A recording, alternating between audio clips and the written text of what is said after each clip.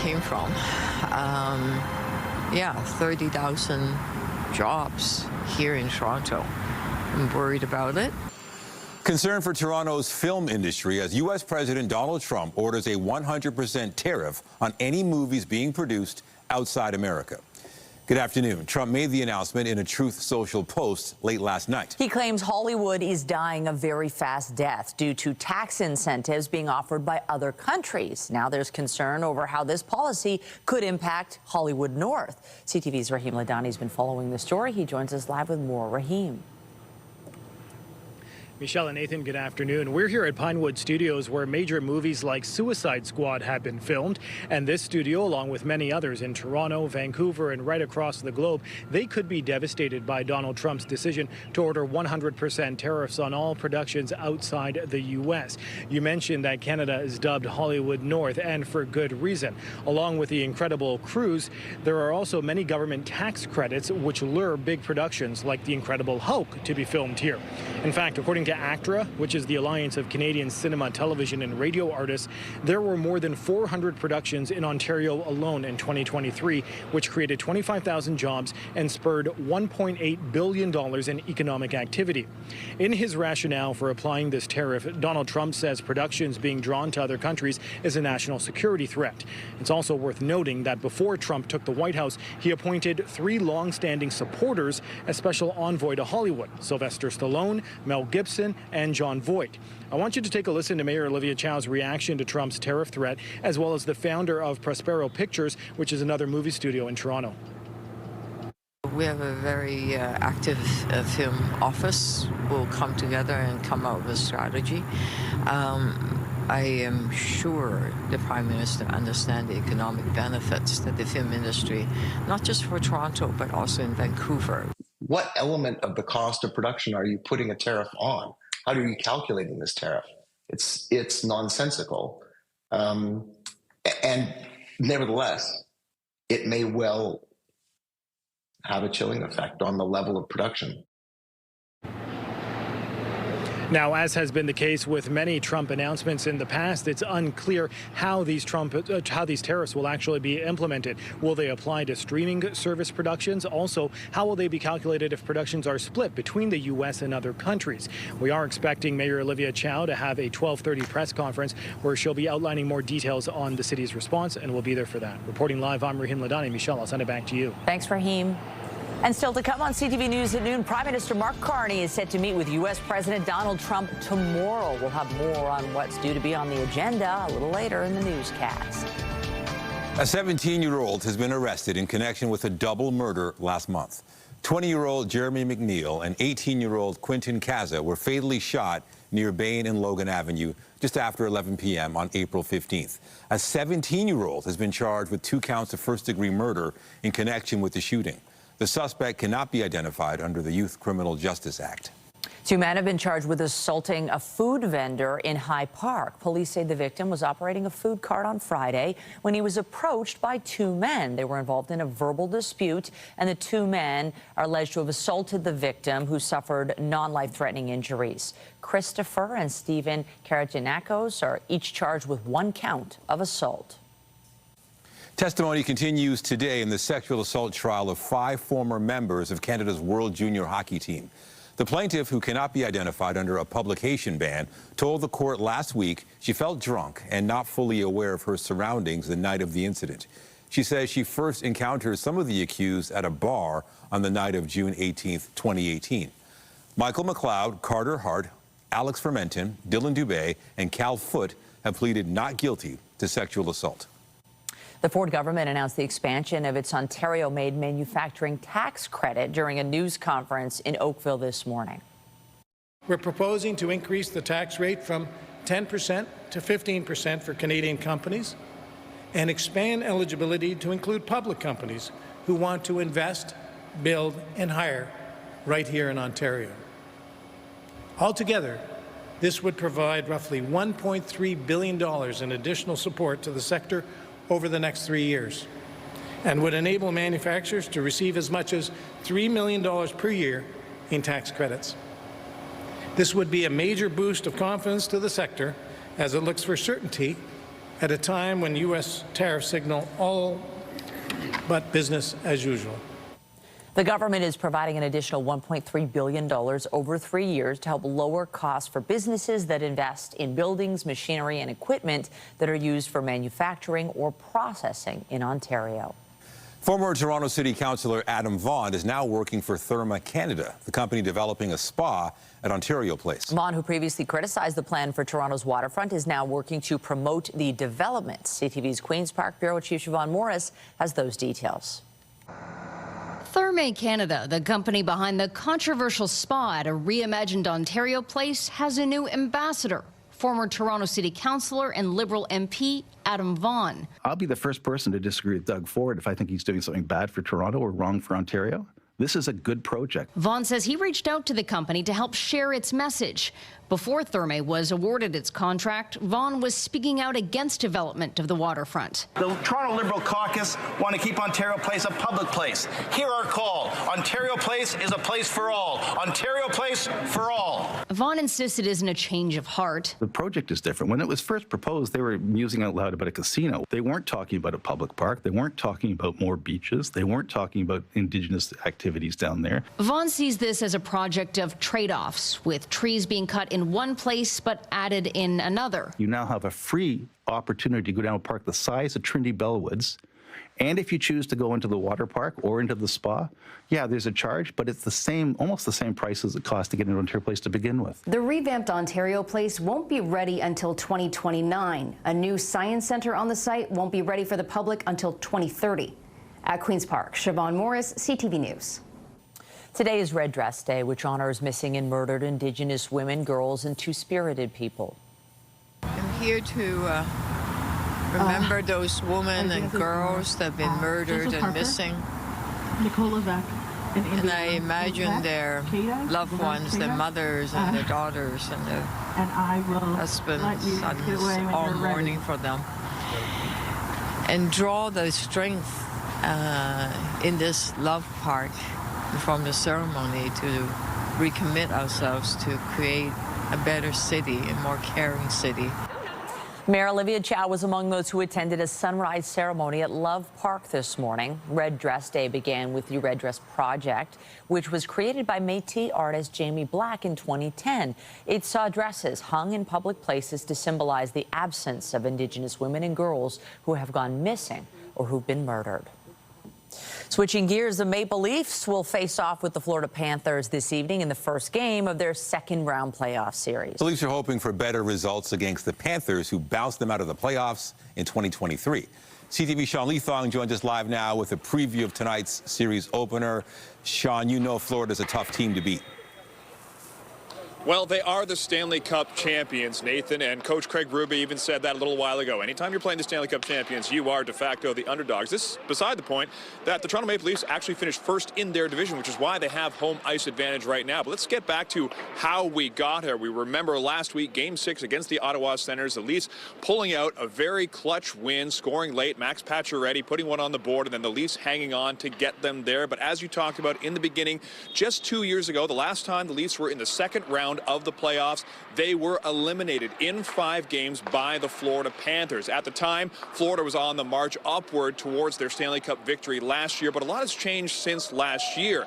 We know that 3 players from that championship Florida Panthers team are now on the Toronto Maple Leafs, and that includes starting goaltender Anthony Stolarz.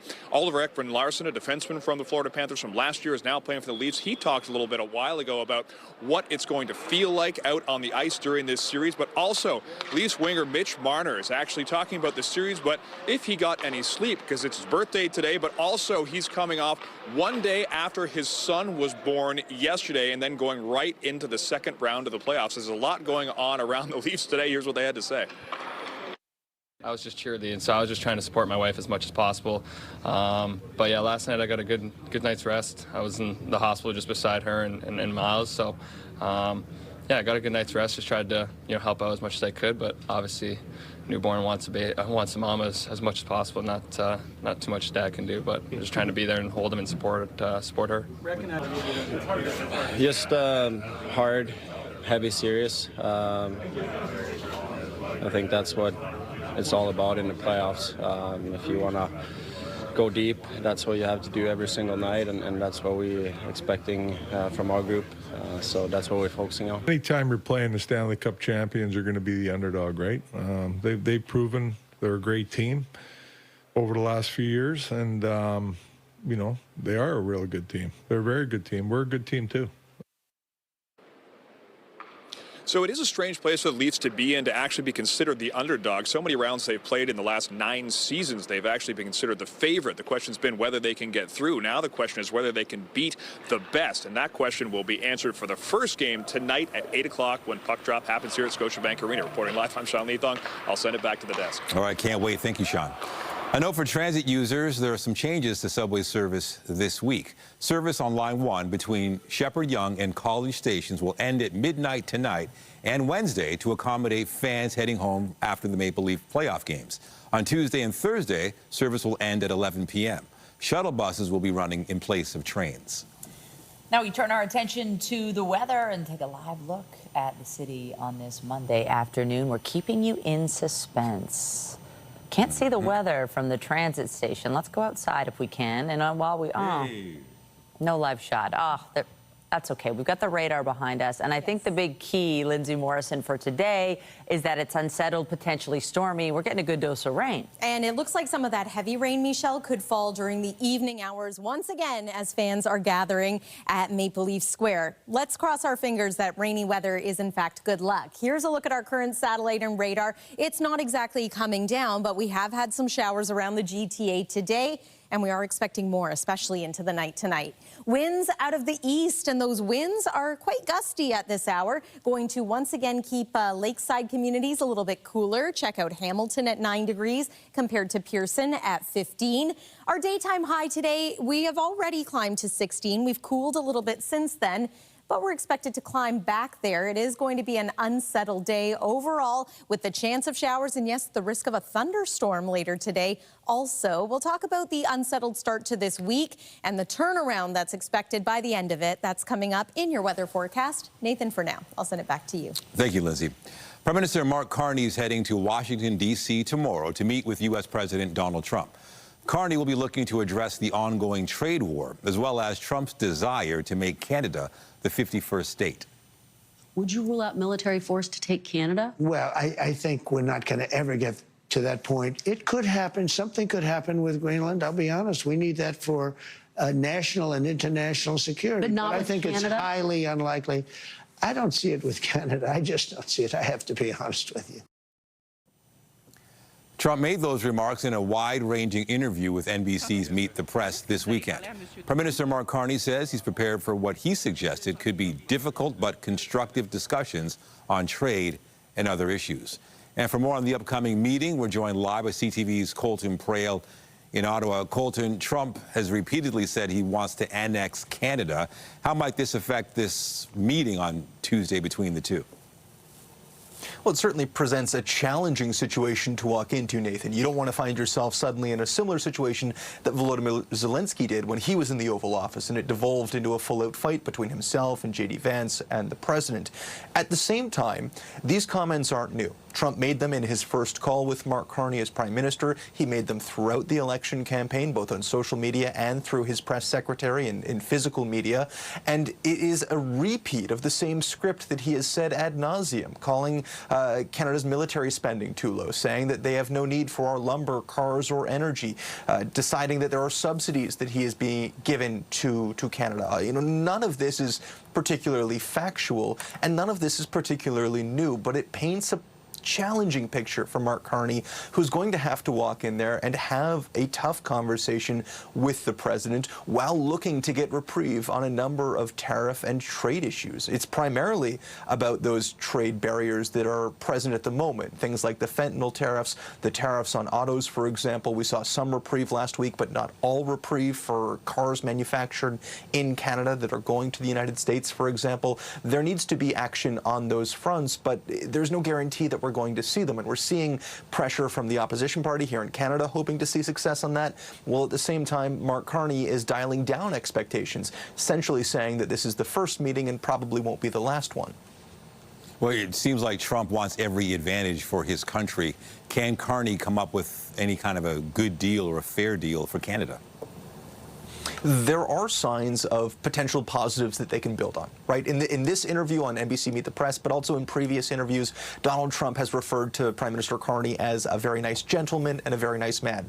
We saw in his press conference on Friday, Mark Carney referred to the U.S. president as one of the best negotiators and someone who represents strength. There is a path to build on a more positive relationship than the one that ended with the previous Prime Minister, where he was calling him Governor Justin Trudeau. There is a path forward here, but it is going to be challenging. It may not be immediate. Carney was clear in that Friday press conference that he would fight for the best deal for Canada for as long as that took, but not longer, really signaling that this might not be something that we see happen immediately. I mean, this is the same U.S. administration that promised 90 deals in 90 days and didn't deliver a single one. And so there are some hurdles to this, but there is also reason for optimism. And don't forget, it's not just a meeting between Trump and Carney. There are also senior members of the U.S. administration, senior Canadian members of the administration that are going to be involved in this as well. This could be a conversation on the broader partnership and the longer term than just these immediate trade measures and the potential for new negotiations. All right, CTV's Colton Prale in Ottawa with a preview of Trump's meeting with Carney tomorrow. Thank you. Anytime.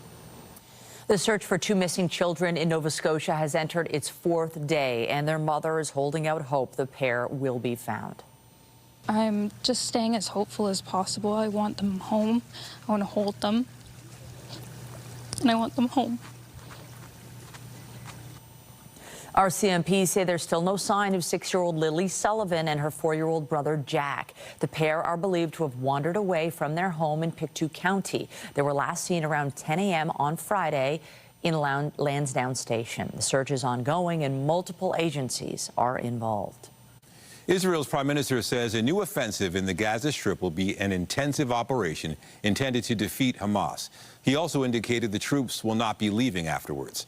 Benjamin Netanyahu stopped short of detailing how much of the territory would be seized, but said people in the enclave will be moved for their own protection. The prime minister's security cabinet approved the plan today. An Israeli defense official said it would not begin before U.S. President Donald Trump concludes his visit to the Middle East next week. Israeli troops have already taken over about a third of the Gaza Strip, displacing the population and building surveillance posts in areas the military has described as security zones. But the new plan would go further. Jury selection begins today in the sex trafficking trial of rapper and music producer Sean Diddy Combs. Combs has pleaded not guilty to a slew of federal charges, including racketeering, conspiracy, and sex trafficking by force, fraud, or coercion. Prosecutors allege the 55-year-old used his business empire to sexually abuse women and silence victims for 2 decades. Opening statements are expected to begin next Monday. The conclave to choose the next pope is set to begin on Wednesday, and 4 Canadian cardinals are participating. CTV's Kamal Karamali has more on what Canadians are looking for in the next leader of the Catholic Church. Here at the St. Michael's Cathedral in Toronto, it's likely the last Sunday Mass before a new pope is selected, and those here praying for the best pick. We hope that they choose the right one. A lot of factors front of mind for Canadian Catholics, including what the new pope's relationship will be like with our country, especially with several Canadian cardinals in the conclave. 135 cardinals from roughly 70 countries will meet Wednesday at the Vatican to begin the process of selecting one of them as the new pope. 4 of them are Canadian, although they're all long shots to be elected as pope. Their involvement could create deeper ties between Canada and the Vatican. Canada has never had 4 electors, so it is quite a significant number. Significant during a time where the Catholic Church is hoping to extend its reach. Someone who's going to be a pope, not just for those who come to church on a regular basis, very active Catholics, but reaching out beyond that. We need to be a field hospital. The church needs to be reaching out to the periphery. And that also includes continuing the work of reconciliation with Indigenous peoples. That became an integral part of Pope Francis's legacy. We're in discussions already with, bringing back artifacts from the Vatican and the Vatican Museum, and I think that those discussions need to continue. For now, Canada's Catholic community watches and waits. Pope Francis, whose shoes are very big to fill, will he be like him, or will he be a different, have a different vision for the church? Singing the praise of all candidates, knowing the new Pope's true colors will come to light once his work begins. Kamel Karamali, CTV News, Toronto. The United Kingdom marked the 80th anniversary of Victory Day in Europe with a military parade from Parliament Square to Buckingham Palace. Thank you and your generation for securing our freedom 80 years ago. May I have your permission to start the parade, sir, please? Carry on, sir.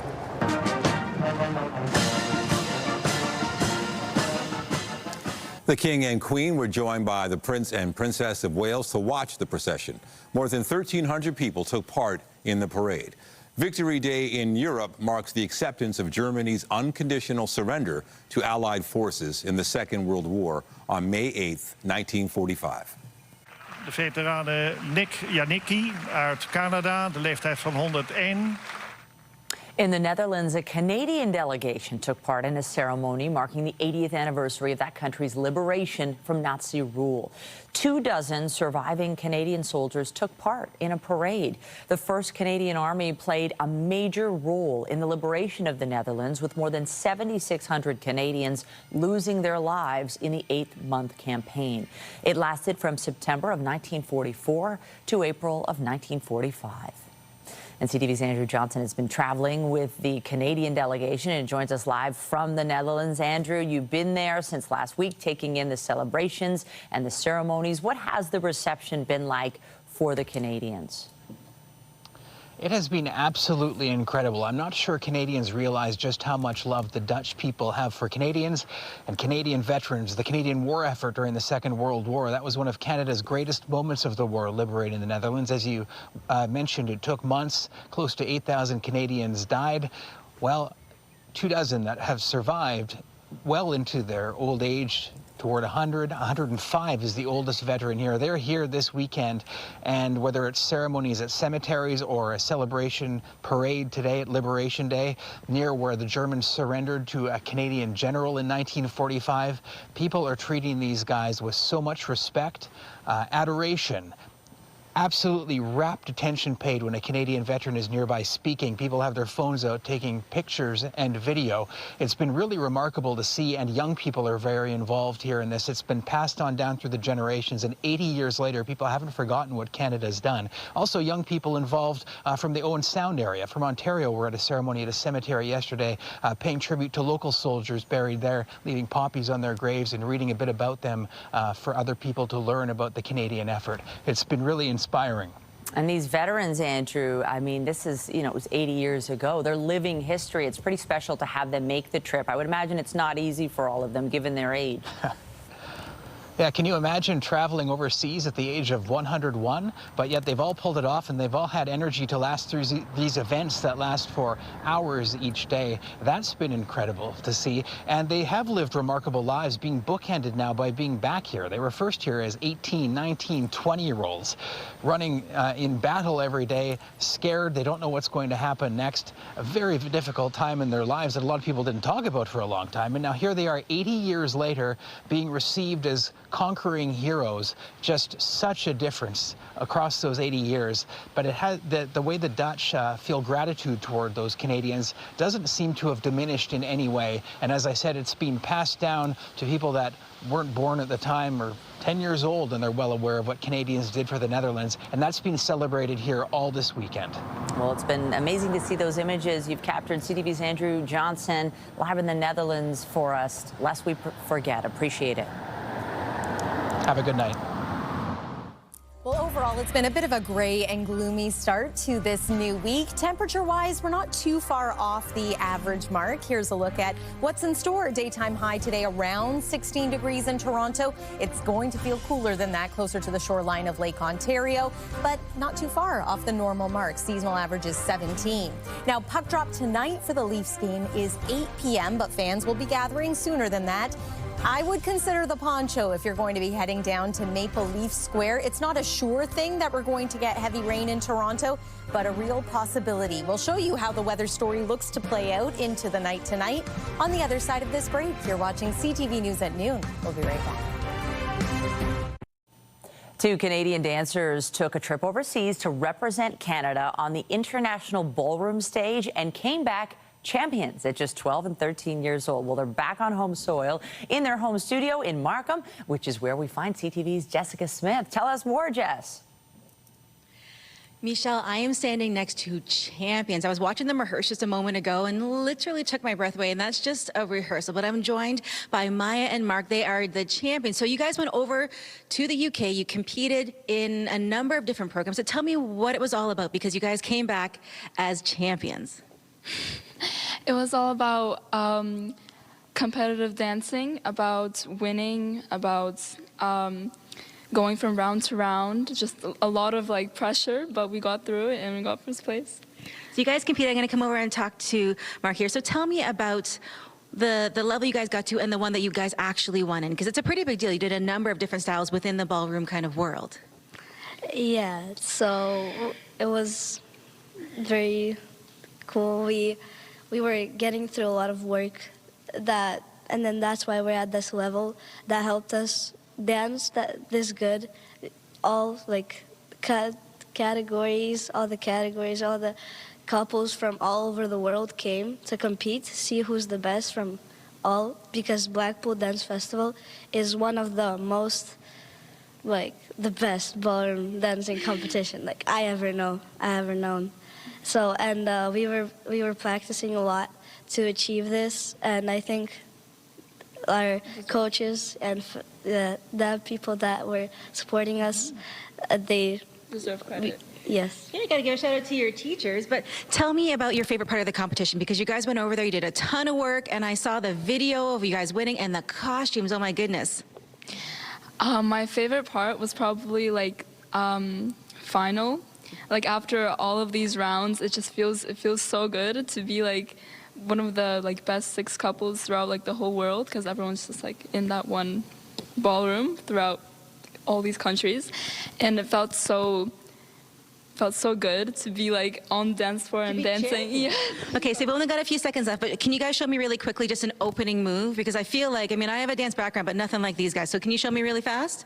Yeah. So we're gonna start from the right leg. Right leg, okay. Back, together, side. Oh my gosh. Back, together, side. 4 times. Back, oh my goodness. There we go. Back, together. How am I doing, guys? All right, thank you, Jessica. Well, Mayor Olivia Chow speaking about the potential impact of U.S. tariffs on Toronto's film industry right now. Let's listen in live. 30,000 jobs with $2.6 billion economic impact. And nowhere else in the world are there places that have this kind of diverse talents that we have right here in the city of Toronto. So it's going to devastate the American film industry. Hollywood need to rebuild because of the fire, but it really shouldn't come and devastate the film industry by doing the 100% tariff. Now, it's not clear when President Trump talked about foreign films. These are American films, and with a lot of production being made in Toronto. Do you think it's even possible, considering how many hands go into making one film? I can't imagine how difficult it would be, because whether it's from designing the stage or doing the editing or doing the sound, where the actresses come from, the director, the writer, all of it. We are global. The film industry is very global. And it is not as simplistic, and we'll just make everything in the USA. It's like, how are you going to be able to do that? Mayor, is there any way to actually, usually things that are being tariffed are coming across on a truck or a plane or a boat. Things are moved electronically when it comes to the movie and TV industry. So is there any product to actually tariff? I can't imagine it because a lot of the film industry, the film studio, we have world-class film studio here in Toronto. Some of them owned locally, others are owned by American companies. I can't imagine what it means, what would happen to this industry. And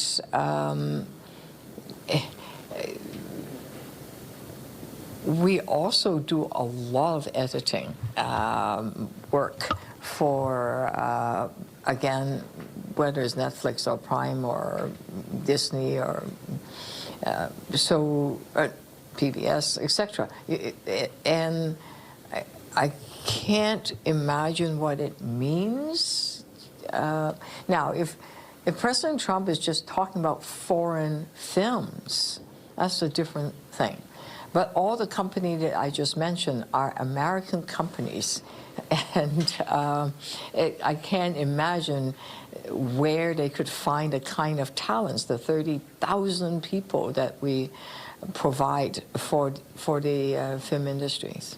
The president's point is, I believe, that tax credits by foreign jurisdictions like Toronto, like Canada, make an uneven playing field. Would you consider looking at what Toronto's tax credits are to perhaps satisfy the American administration? Well, it's the Canadian government and the provincial government tax credit. Toronto don't have enough money to provide tax credit, unfortunately. What we do provide is a film office to facilitate the making of these beautiful films right here in our incredibly diverse world-class city. So we just make life a lot easier for the companies to be able to find the right people in the right place to do the kind of films they want. So in terms of tax credit, I'll leave it for the provincial and the federal government. And we will, of course, always take the Team Canada approach. And hopefully this will be raised by President Trump and our new Prime Minister. And then we could get to the bottom of it so the industry itself doesn't get hurt, and that we could grow creativity together. What, if anything, could the city do to support the people here if this does somehow go into effect? Well, I know that TIFF is coming, and we just finished Hot Docs. We will continue the festivals. We will provide places for films around the world to showcase itself right here in the city of Toronto, where the international stars come to buy films. And filmmaking and production is so global. And I think creativity transform, or how should I say it, that creativity has no borders. And a creative team will find a place to create, and we should not put borders around them. When the president tweets something like this, and then we get a statement from the White House saying that there's no real plans to kind of actualize this, I'm wondering kind of how you respond. Like, what do you task your people in the office, in your office, or in the bureaucracy to do? Like how are you asking them to respond to this in terms of like actual concrete measures? Well, last week I spoke to our film offices. Well, actually, no. For a few weeks now, I've been talking to our film officers. They said, well, we're going to keep our head down and just keep going. I said, yep, that's the way to go. Keep creating, keep producing, and show how spectacular a city we have. Diverse talents, world-class sound studio, stable. And we're listening to Mayor Olivia Chow just talking about the possible impact of U.S. tariffs on Toronto's film industry. If you haven't heard this, U.S. President Donald Trump put a post on Truth Social saying that he wants a 100% tariff on any movies being produced outside of America. And you might know that many U.S. filmmakers make movies here in Toronto. This would impact us. Chow saying it creates about 30,000 jobs here, pumps $2.6 billion into our economy. So she's hoping this doesn't happen. No details have been released on how this might work. So, of course, we're going to continue to follow this story. We'll get details on 5 and 6 tonight on CTV News. And we should also note that Carney is meeting Trump tomorrow, so perhaps they will discuss this issue as well as tariffs and any other issues between the two countries. So stay with us and stay tuned for more details. All right, so we've heard that. Let's talk about the forecast. I was thinking there's this storm brewing in the film sector in Canada, but we have a more literal storm on the horizon for today. You thinking we're going to see some lightning? I think we could, especially into the nighttime hours tonight, although the risk is there through the afternoon as well. This is all thanks to what we call a cutoff low. So it's a low pressure system that's essentially spinning stateside. It's not moving very quickly. So as a result, we could get a few more rounds of showers and maybe steady rain over the next couple of days here, with the most likely window of opportunity for this happening into the night tonight. Weather is brought to you by the Presler Law Firm Injury Lawyers. You don't pay unless they win. It's cloudy out there in many areas right now, but those cherry blossoms at High Park, yeah, they're looking spectacular. If you didn't get out to enjoy them this past weekend, I think this is the week to get out and do it. As we know, there's a bit of a short window of opportunity to see these blossoms blooming at their peak, and well, this is it. Again, maybe a brighter, sunnier backdrop would be nice for those trees. We don't really have that today. Instead, we have scattered showers. We have a decent amount of cloud cover, and here's that low that I was talking about. Really, there's technically two of them stateside, and as they slowly try to make their way eastward, we continue to see rounds of showers and again some steady rainfall at times as well. Let me show you one scenario that we're looking at for the night tonight. Look at Hamilton, maybe 30 millimeters of rain into the day tomorrow compared to, say, 4 millimeters for us. That's if this low tracks the way we're expecting it to. There's this evening. So the center of that low positioning the heaviest rainfall between Hamilton and Toronto, but again, Hamilton might bear the brunt of it along with Niagara. Notice how into the overnight hours we remain quite unsettled. So a steadier period of rain along with some very foggy conditions is what we're expecting.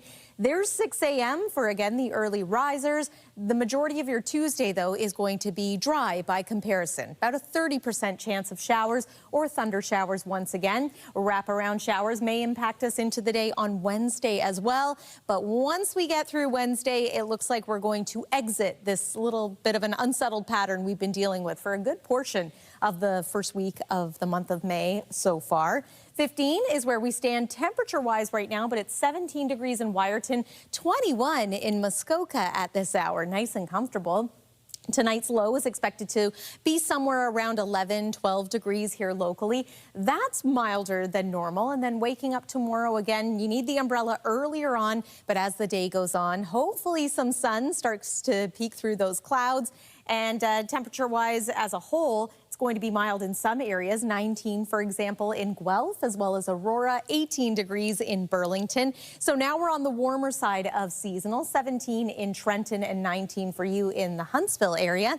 Let's take you through the 7-day forecast. So once we get past Wednesday, as mentioned, a little more sun expected. Thursday, bit of a cooler day at around 13 degrees. But then look at the weekend, up around 20 degrees potentially on Saturday. And at this point, it looks as though Mother Nature is going to cooperate for Mother's Day on Sunday with a mix of sun and cloud and the temperature near 16. We'll have more news after the break. Keep it here on CTV News Toronto at noon. We'll be right back.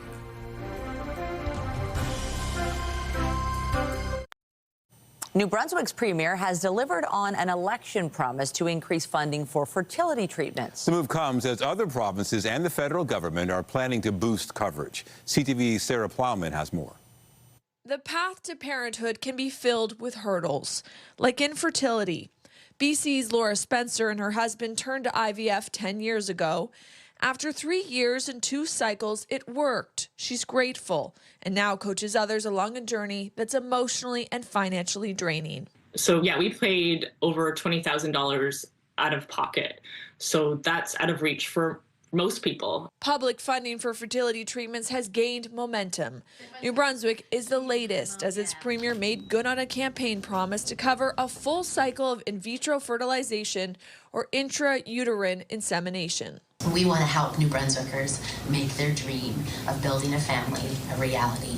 BC's IVF program starts this summer. Saskatchewan has introduced a fertility tax credit, and so has Ontario, where a cycle of treatment is already funded. In the federal election, the Liberals pledged to set up a new IVF program to provide up to $20,000 for a cycle of IVF treatment. Well, the federal government's commitment is new, so we're going to be learning how that impacts because they've essentially made a similar commitment to ours. The advocacy group Fertility Matters applauds the promises and announcements, but wants to see alignment between Ottawa and the provinces. My hope would be supplement what's currently being offered and not to replace the current programs in place so that we can ensure additional access to care. Across Canada, there's a patchwork approach. 9 provinces offer some public funding or tax credits for fertility treatments. Alberta is the only province that doesn't, but is now exploring the possibility of a tax credit.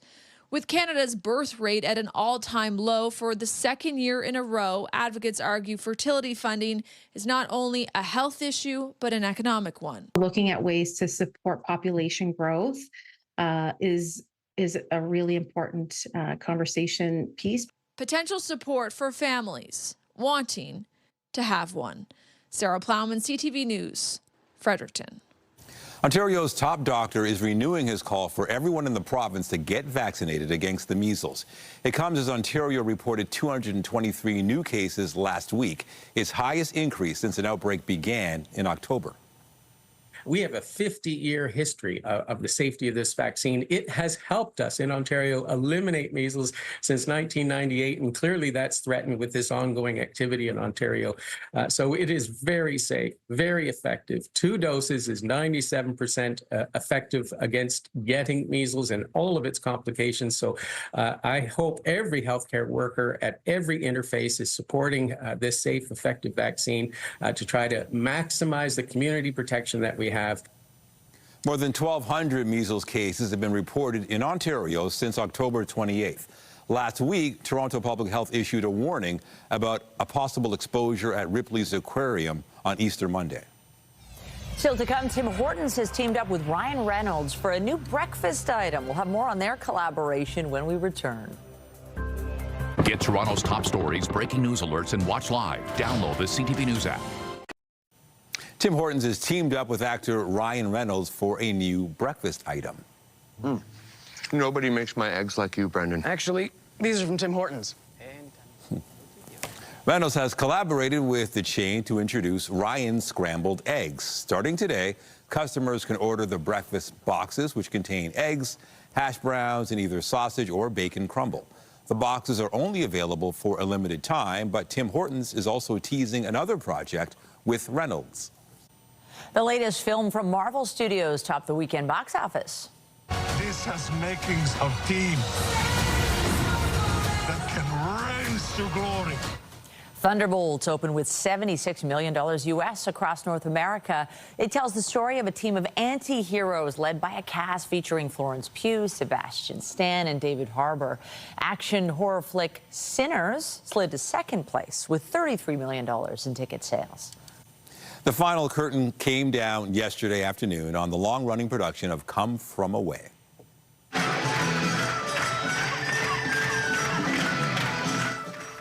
The hit Canadian musical wrapped up its record-setting run at the Royal Alexandra Theatre. The production first hit the stage in February of 2018 before closing because of COVID and returning last September.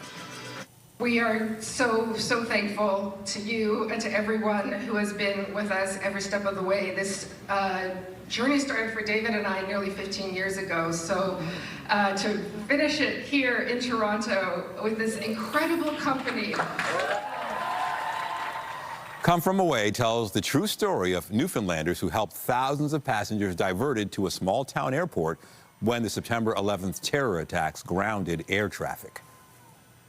We've got our eyes on the sky as we anticipate a good dose of rain, potential thunderstorms. Keep it here on CTV News at noon. Well, if you're heading to Maple Leaf Square tonight, perhaps a blue and white poncho. I hope it doesn't get, unsafe for them. And then all the sports, too, in the evenings that's happening now. Yeah, busy night in the city again. And we've seen what can happen when there's thunder and lightning. Everyone has to move indoors. Hopefully that's not the case tonight, but I would plan on it being a bit of an unsettled evening. If you are going to be out and about, that poncho, probably a good idea. Here's a look at the current satellite and radar. A few showers just starting to develop again for the west end of the GTA, Burlington, Oakville, for example. And then overnight tonight, it's a more widespread risk of some steadier rain with maybe some thunder and lightning and gusty winds. Into tomorrow, forecast daytime high 18 degrees. It looks like it's going to be another mostly cloudy day, but once we get past the morning, it should be a drier day overall, about a 30% chance of showers for both Tuesday and for Wednesday, maybe a little more in the way of cloud cover for Wednesday as well. But then starting Thursday, we're going to find ourselves in a bit of a drier weather pattern with more extended periods of sun. And look at the temperatures. After a bit of a cool day on Thursday, we start to climb perhaps to around 20 degrees for next Saturday. And overall conditions are looking sunny and seasonal for Sunday. Nathan and Michelle. All right. Thank you, Lindsay. And that is CTV News at noon. Remember, you can get Toronto's breaking news all day long on CP24 and at ctvnewstoronto.ca. For Lindsay Morris and all of us here, have a pleasant afternoon. I'm Michelle Dubé. And I'm Nathan Downer. Be sure to join us later for CTV News at 5 and 6. Have a great day.